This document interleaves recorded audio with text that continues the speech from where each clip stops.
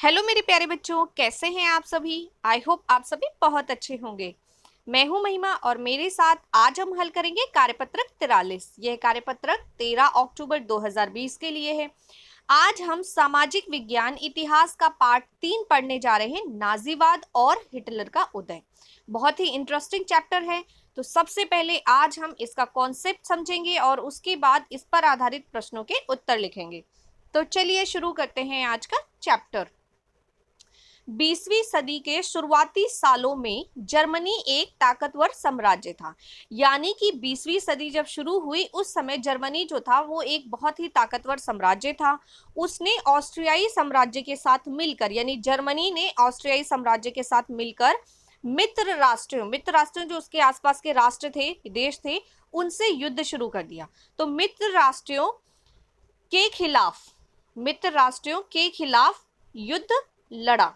तो आपको ये याद रखना है कि ऑस्ट्रियाई साम्राज्य और जर्मनी साम्राज्य दोनों मिल गए और दोनों ने मिलकर कुछ देशों के खिलाफ पहला विश्व युद्ध प्रारंभ किया, जो 1914 से 1918 के बीच में लड़ा गया। और किन देशों के खिलाफ लड़ा था? वो देश थे इंग्लैंड, फ्रांस और रूस। बाद में इसमें इटली और रोमानिया भी शामिल हो गए थे। तो आप जर्मनी और ऑस्ट्रियाई साम्राज्य दोनों मिल गए और दोनों ने मिलकर इंग्लैंड, फ्रांस, रूस, इटली, रोमानिया के खिलाफ प्रथम विश्व युद्ध लड़ा। आगे देखते हैं। सन 1917 में अमेरिका भी मित्र राष्ट्रों में शामिल हो गया। तो 1917 में अमेरिका भी इसमें शामिल हो गया। ठीक है, अमेरिका भी इसमें मित्र राष्ट्रों में शामिल हो गया। किसमें? इंग्लैंड, फ्रांस, रूस में शामिल हो गया। इनके साथ युद्ध लड़ने लगा। 1918 में केंद्रीय शक्तियां जर्मनी, ऑस्ट्रेलिया, तुर्की मित्र राष्ट्रों के हाथों पराजित हो गई। यानी कि जर्मनी, ऑस्ट्रेलिया जो है ये किसके खिलाफ लड़ रही थी? ये लड़ रही थी इंग्लैंड, फ्रांस, रूस, इटली, रोमानिया और बाद में अमेरिका। इन सभी के खिलाफ ये लड़ रही थी। इसीलिए 1918 में इन सभी से ये लोग पराजित हो गए। ठीक है, तो जो जर्मनी, ऑस्ट्रिया और तुर्की तीनों मिलकर एक संगठन बना के युद्ध लड़ रहे थे और ये हार गए। तीनों हार गए, यानी पराजित हो गए दूसरे देशों से। आगे देखते हैं क्या हुआ। पराजय के बाद जर्मन सम्राट ने पद त्याग दिया। तो जर्मन के जो सम्राट थे, राजा थे, उन्होंने क्या किया? युद्ध के बाद जो अपना पद था उसको छोड़ दिया, त्याग दिया। इसके बाद वाइमर एक स्थान है। इसके बाद वाइमर जर्मनी में एक स्थान में संघीय आधार पर एक लोकतांत्रिक संविधान पारित किया गया। तो वाइमर जर्मनी का एक स्थान है, यानी एक जगह या शहर है। वहां पर लोकतांत्रिक संविधान पारित किया गया। लोकतांत्रिक संविधान मतलब आपको पता है ना, लोगों का तंत्र, जहां पे जनता की सत्ता होती है, लोगों की सत्ता होती है, उसे लोकतांत्रिक संविधान कहते हैं। तो लोकतांत्रिक संविधान पारित किया गया। अब लोकतांत्रिक संविधान क्या होता है? वहां पे जनता वोट करती है, अपना जनप्रतिनिधि चुनती है और जनप्रतिनिधि जनता के लिए काम करते हैं। तो इस तरीके से लोकतांत्रिक संविधान पारित किया गया, जिसके अनुसार जर्मन संसद राइक्सटॉग, जर्मन का जो संसद है उसका नाम है राइक्सटॉग। तो जर्मन संसद राइक्सटॉग के लिए महिलाओं सहित सभी वयस्क नागरिकों को सार्वभौमिक मताधिकार के द्वारा जनप्रतिनिधि चुनने का अधिकार दिया गया। यानी कि महिलाओं को भी मताधिकार डालने का अधिकार दिया गया और महिलाओं समेत जितने भी वयस्क लोग हैं, जिनको भी वोटिंग राइट मिला है, जितने भी वयस्क मतलब जितने भी एडल्ट हैं, सभी लोग मताधिकार कर सकते थे और अपना जनप्रतिनिधि चुन सकते थे। सबको ये अधिकार दिया गया। यही वाइमर गणराज्य का जन्म था। यानी कि यहीं से वाइमर गणराज्य जो था वो बना, उसका जन्म हुआ। आगे देखते हैं। पराजय के बाद मित्र राष्ट्रों के साथ, यानी कि जब पराजय हो गई, यानी जर्मनी और ऑस्ट्रिया हार गया, उसके बाद मित्र राष्ट्र जो जर्मनी के खिलाफ लड़ रहे थे, यानी इंग्लैंड, फ्रांस, रूस, इटली, रोमानिया, अमेरिका, तो इन लोगों ने क्या किया? ये सब मित्र राष्ट्र थे और इन सभी मित्र राष्ट्रों ने क्या किया? पराजय के बाद मित्र राष्ट्रों के साथ वार्सराय की संधि एक बहुत ही पॉपुलर, आपने सुना होगा। तो वार्सराय जर्मनी का एक स्थान भी है। वार्सराय जर्मनी का एक स्थान की एक तरफा शांति संधि ने जर्मनी पर बहुत कठोर और अपमानजनक शर्तें थोप दी।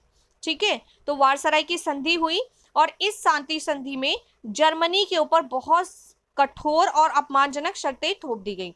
अब आप सोचेंगे शांति संधि क्या होती है? दो या दो से अधिक देशों में जब किसी भी तरह का युद्ध होता है तो उस युद्ध को शांत करने के लिए शांति संधि की जाती है। और शांति संधि का जो नियम होता है वो ये नियम होता है कि अब ना हम आप पे आक्रमण करेंगे ना आप हम पर आक्रमण करेंगे, और हमें अगर एक दूसरे से कोई शिकायत या समस्या होगी तो हम मिलकर उसे सुलझाएंगे, युद्ध नहीं करेंगे। तो इस तरीके से पराजय के बाद जर्मनी की उनके मित्र राष्ट्रों के साथ एक शांति संधि हुई, लेकिन मित्र राष्ट्रों ने जर्मनी को इस शांति संधि में क्या किया? पूरी तरीके से घेर लिया और उनपे बहुत सारी शर्तें थोप दी कि आपने युद्ध शुरू किया था इसलिए आपके ऊपर ये शर्तें हैं, ये शर्तें हैं, ये शर्तें हैं, सभी आपको माननी पड़ेंगी। तो कुछ कठोर और अपमानजनक शर्तें थोप दी गई, वो क्या है चलिए देखते हैं। मित्र राष्ट्रों ने जर्मनी की सेना भंग कर दी। सबसे पहले उन्होंने क्या किया? जर्मनी की सेना भंग कर दी। युद्ध की सारी तबाही के लिए जर्मनी को जिम्मेदार ठहराया गया। तो युद्ध की सारी तबाही के लिए जर्मनी को जिम्मेदार ठहराकर 6 अरब पाउंड का जुर्माना लगा दिया। जर्मनी के ऊपर 6 अरब पाउंड का जुर्माना लगाया गया। तो यानी कि ये कॉम्पेंसेशन था, तो जर्मनी को अपने मित्र राष्ट्र को पे करना पड़ा। क्यों? क्योंकि उन्होंने युद्ध शुरू किया था, जर्मनी ने युद्ध शुरू किया, इसलिए जर्मनी को जिम्मेदार ठहराया गया और उसे 6 अरब पाउंड का जुर्माना उसके ऊपर लगा दिया गया। जर्मनी के खनिज संपन्न राइनलैंड इलाके पर कब्जा कर लिया गया। तो जर्मनी की जो खनिज संपन्न है, खनिज मतलब जहां से उनको जर्मनी को सबसे ज्यादा खनिज प्राप्त होता था उनके देश का, वो पार्ट राइनलैंड इलाके, वहां पर दूसरे देशों ने, मित्र राष्ट्रों ने कब्जा कर लिया अपना। जर्मनी को अपने सारे उपनिवेश, तकरीबन 10% आबादी, 13% भूभाग, 75% लौह भंडार और 26% कोयला भंडार फ्रांस, पोलैंड, डेनमार्क और लिथुआनिया के हवाले करने पड़े। यानी कि क्या हुआ कि जर्मनी के सारे उपनिवेश, जितने भी उनके उपनिवेश थे, तकरीबन 10% आबादी, यानी कि उनके देश में रहने वाली जो जनता थी 10% आबादी को, 13% भूभाग, भूभाग का मतलब 13% उनको अपने देश की जमीन यानी कि इलाके, और 75% लौह भंडार जहां से उनको लोहा प्राप्त होता था, 26% कोयला भंडार जहां से कोयला प्राप्त होता था। ये सारा जर्मनी का किसने हड़प लिया? फ्रांस, पोलैंड, डेनमार्क और लिथुआनिया, इन्होंने ले लिए, इनके हवाले जर्मनी को करने पड़े। अब विडंबना यह थी कि पुराने साम्राज्य द्वारा किए गए अपराधों का हर्जाना नवजात वाइमर गणराज्य से वसूल किया जा रहा था। तो जर्मनी थोड़ा सा चेंज हो गया था वाइमर में, और वाइमर नया गणराज्य बना था। गलती किसकी थी? जर्मनी की थी, क्योंकि युद्ध तो जर्मनी ने शुरू किया था, इसलिए उसका जो हर्जाना था वो जर्मनी के साथ साथ जर्मनी के अंदर ही वाइमर गणराज्य बना था, उनको भी हर्जाना भरना पड़ रहा था। तो इस तरीके से उनके अपराधों की जो सजा थी वो वाइमर को भी मिल रही थी। इस तरीके से बहुत सारे जर्मनों ने न केवल इस हार के लिए बल्कि वारसराय में हुए इस अपमान के लिए भी वाइमर गणराज्य को ही जिम्मेदार ठहराया। तो बहुत सारे जो जर्मन के लोग थे उन्होंने इस पूरा जो मामला हुआ था इसके लिए न कि सिर्फ जर्मनी को बल्कि वाइमर गणराज्य जो नया बना था उसको भी जिम्मेदार ठहराया कि तुम भी जिम्मेदार हो, इसमें जितना ही बाकी सब जिम्मेदार है उतना ही तुम भी इसमें जिम्मेदार हो। तो वाइमर गणराज्य को भी जिम्मेदार ठहराया गया। आगे देखिए, आपके सामने एक मैप दिखाया जा रहा है। इस मैप में आप देखेंगे तो ये वाला हिस्सा जो है इसको रीड करिए। यहाँ लिखा है, सबसे पहले वाले पार्ट में लिखा गया है जर्मनी 1914, यानी 1914 का जर्मनी क्या था। और उसके बाद जो पिंक वाला पोर्शन है उसके सामने देखिए क्या लिखा हुआ है, जर्मन से ली गई जमीन। यानी जो हिस्सा आपको यहाँ पे पीच कलर में यानी थोड़ा थोड़ा पिंक में दिखाई दे रहा है वो हिस्सा पहले जर्मनी में था, पर जब जर्मनी हार गया तो वह हिस्सा जर्मनी से छीन लिया गया। उसके आसपास के जो मित्र राष्ट्र थे उन्होंने वह हिस्सा जर्मनी से छीन लिया, कब्जा कर लिया उन पर। आगे देखते हैं, तीसरा पार्ट जो देखा है आपने, थर्ड वाला पार्ट, इसमें दिखा रखा है लीग ऑफ नेशन के नियंत्रण वाली जमीन। तो जो ब्लू कलर में आपको ये वाला हिस्सा दिखाई दे रहा है ये है लीग ऑफ नेशन के नियंत्रण में जमीन, लीग ऑफ नेशन के अंडर में ये जमीन थी।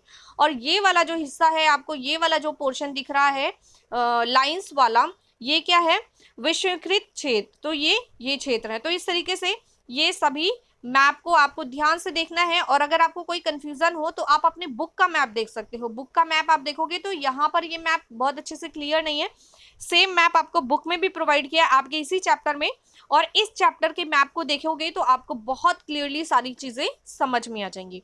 देखिए यहाँ पर लिखा है वारसराय की संधि के बाद जर्मनी, यानी वारसराय की संधि जब हुई, जर्मनी युद्ध में हार गया प्रथम विश्व युद्ध में, और उसके बाद वारसराय की शांति संधि हुई, और इस शांति संधि के बाद क्या क्या परिवर्तन हुए जर्मनी में वो इस मैप में आप देख सकते हो।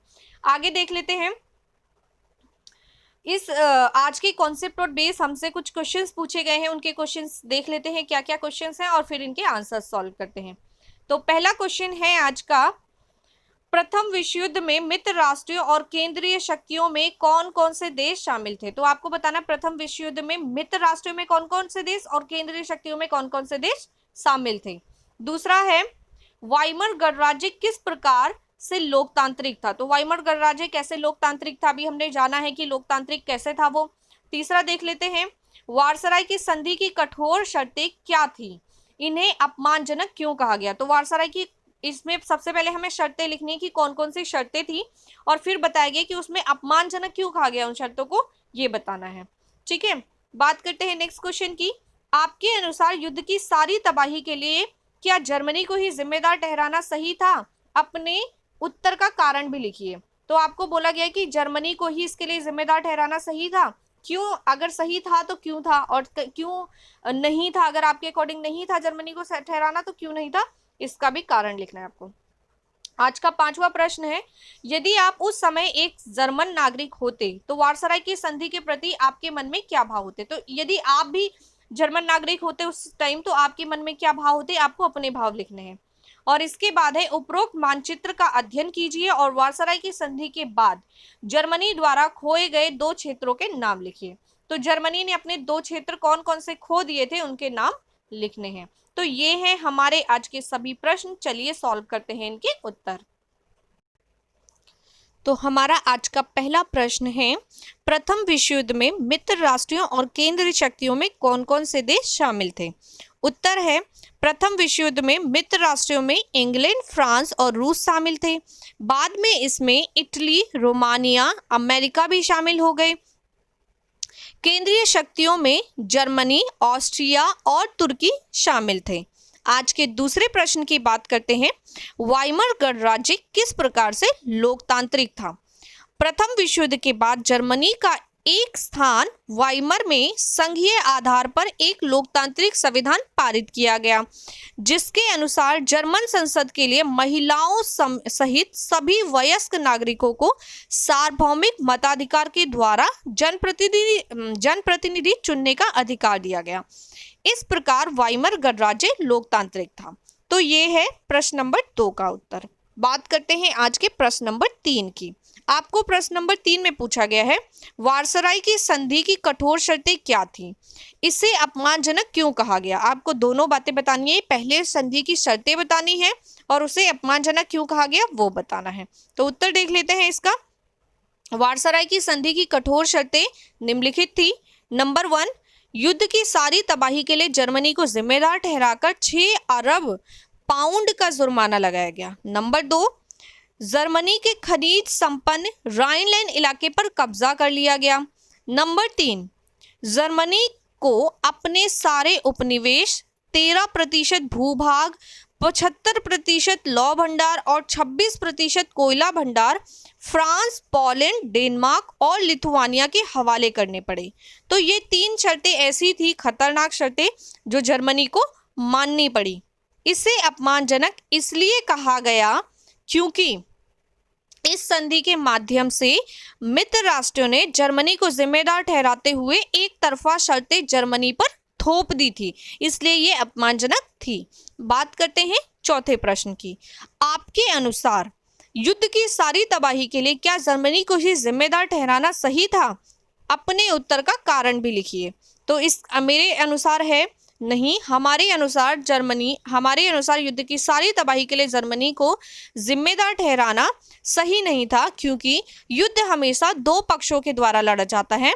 यदि एक पक्ष स्वयं को संयमित कर लेगा तो युद्ध नहीं होगा, इसलिए जर्मनी को पूरी तरीके से जिम्मेदार ठहराना गलत है। ठीक है। अगर आपका दोस्त और आप आपस में आप लोगों के मन में कोई मतभेद है या कोई इशू है, एक दोस्त अगर लड़ना नहीं चाहेगा तो दूसरा जबरदस्ती तो नहीं लड़ सकता ना उससे। तो इसीलिए अगर हम कहते हैं दो लोगों या दो से ज्यादा लोगों में लड़ाइयाँ होती हैं तो किसी एक के कारण लड़ाई हुई है, हम ऐसा नहीं कह सकते। हो सकता है किसी एक की ज्यादा गलती हो, बाकियों की कम गलती हो, पर सिर्फ एक ही की गलती है और किसी की कोई गलती नहीं है, ऐसा नहीं हो सकता। आगे देखते हैं प्रश्न नंबर 5। यदि आप उस समय एक जर्मन नागरिक होते तो वारसराय की संधि के प्रति आपके मन में क्या भाव होते? उत्तर है, यदि हम उस समय, ये मेरे भाव हैं, आप अपने भाव भी लिख सकते हैं। यदि हम उस समय एक जर्मन नागरिक होते तो वारसराय की संधि के प्रति हमारे मन में कई नकारात्मक भाव होते, क्योंकि हमें वारसराय की संधि की अपमानजनक शर्तें कभी मंजूर ना होती।